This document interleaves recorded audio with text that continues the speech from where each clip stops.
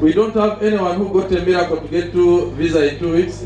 Changirwe ngo hibura umwaka Uganda nishoza abeje bari kurenga emitware ebera bahereza imishomo yabo bitwa abo kutunga emirimo na mino garuguru.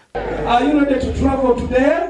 Tugambire ne mwami nyeto 200 ababire ne bazomahanga gahero kore emirimo etarge emwe nemwe obwe bari kutwarwa ba Hayes. Izere na applying na Hayes company omu weekends ibiri ifunire visa yanje eshaheji ndio ni kutambura ninsima administration ya Hayes bampita bayogera Aruna ngenda Dubai mukamuri jawaita Drascom ngenda kuberanga nkola sente zengenda okufuna wala izimala 1.5 wana Uganda teziriwo.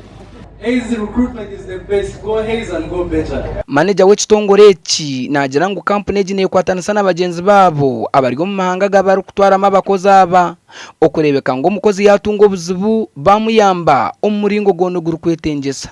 Bona kuba kugenda tumantu ba checking aho tureba ko bakora stock charging sente za registration kuba kwija no kola medical yonka na requirements kwanza zitagisibwa ebintu byona ntukorera busha.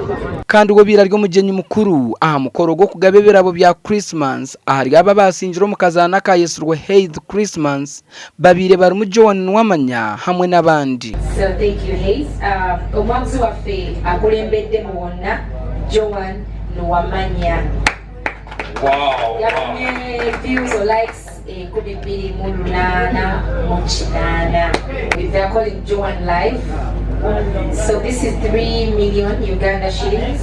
Obwa hato mu Uganda abantu mushanjo hari 10 nibo barukora batine ndagano na job security kugira ngo gamwa amakampani agaro kubakoresa nige haro kushashura imishoro. We have a right to say we are the best. Amakora gagasha kwa Jimmy Muhumuza.